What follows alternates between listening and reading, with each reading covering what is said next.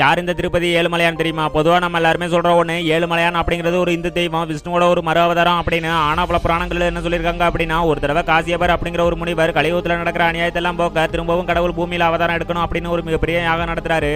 அப்ப நாரதர் இந்த யாகத்தோட பலனை மும்மூர்த்திகளில் யாருக்கு நீங்க தர போறீங்க அப்படின்னு கேட்கும்போது, யாரு ரொம்ப சாந்தமான கடவுளோ அவங்களுக்கு தான் அப்படின்னு முனிவர் சொல்றாரு. அதுக்கு முன்னாடி யாருக்கெல்லாம் கடவுள் நம்பிக்கை இருக்கோ அவங்க எல்லாரும் லைக் பண்ணுங்க. அதோட எல்லா கடவுளும் சமம் அப்படின்னு நினைக்கிறவங்க ரெட் கலர் காட்ட கமெண்ட்ல போடுங்க.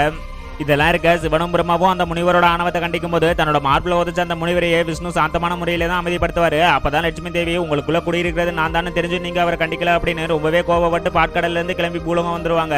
அப்பதான் திருமால் லட்சுமி தேடி பூலகம் ஃபுல்லா அலைஞ்சிட்டு கடைசியா வேங்கட மலையில இருக்கிற ஒரு புத்துல ஓய்வெடுத்ததோட ஸ்ரீனிவாசன் அப்படிங்கிற ஒரு மனிதன அவதாரம் எடுத்து கலியுக அநியாயத்தை தடுப்பாரு. இப்படிப்பட்ட உன்னை பத்தி பல முனிவர்கள் என்ன சொல்லியிருக்காங்க அப்படின்னா, வேங்கட மலையில விஷ்ணு அவதரிச்சதால தான் அவரை வெங்கடாச்சலபதி அப்படின்னு சொல்றவனும் தன்னோட பக்தனுக்காக எப்போதுமே தான் கூடவே இருக்கிற ஒருத்தர் அப்படின்னு சொல்லியிருக்காங்க.